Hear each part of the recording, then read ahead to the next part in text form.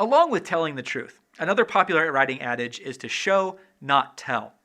This basically means that it's better to have an audience see things and put pieces together rather than just to be told something.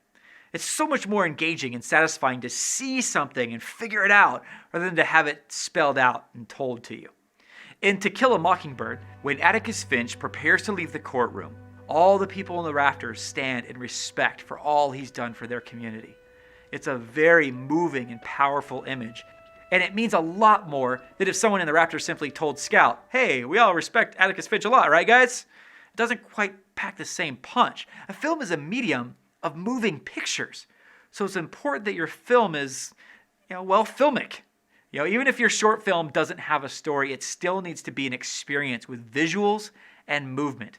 If your story is told in dialogue, it would probably make a better play than a movie. In the world of cinema, we prefer to show powerful moments than to say them. This is especially true with character traits. Don't tell us what a character is like, show us. We don't want to hear someone say, like, "Oh yeah, that Don Corleone seems like a nice guy, but he's really a scary figure." We want to see him be kind and then see him do something scary. We don't want to hear a secondhand report that Jack Torrance is going crazy and seeing things. We want to see him go crazy and, if possible, see some of that crazy stuff that he's seeing. In The Assurance, we had what I thought was a great example of showing, not telling, that didn't make it into the final cut of the film. During the original narration, Tayani pointed out that people used to make offerings to the gods, and we see this beautiful young woman, played by Kelsey Tiger, offer this little offering of a piece of bread and flowers. Then the voiceover gets darker.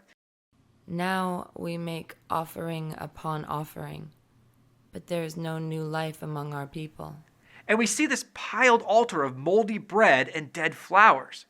The narration is telling you what's going on, but I think it's a much more powerful visual to actually see the mold and the altar piled high. We can see the desperation of the people in this pile.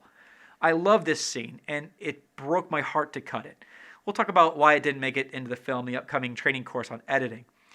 Now, it's important to realize that everyone is going to be trying to show, not tell. You as the writer, the directors, the actors, it's important to understand the difference. In the hut scene, this was the opening shot of the original version. With the choice of lens and where we put the actresses and the camera, we made this little girl dwarf her older sister in the frame. The message here is that Tayani is being silently overwhelmed by the matter of dealing with Cordelia. But this is a directing choice and not something that would be written in the script. On the other hand, when Cordelia talks about how the believers didn't know if they would be around to see the future, a pregnant woman rubs her belly after taking care of another sick child. Rubbing her belly is a subtle move and one that shows that she is pondering the future of that baby. And this can be in the script because the action shows us that she is concerned about her posterity growing up without a parent, even though this is never said. I should also point out that in my personal opinion, that this saying, "show, don't tell," isn't always literal. I feel it's more about telling the story in a more cinematic way rather than through on-the-nose dialogue or spelling it out for the audience in some other way.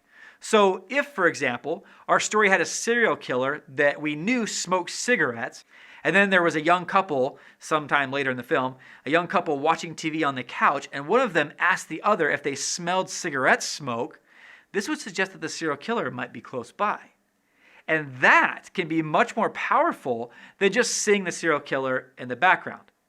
Even though, technically, this is literally saying something instead of showing it.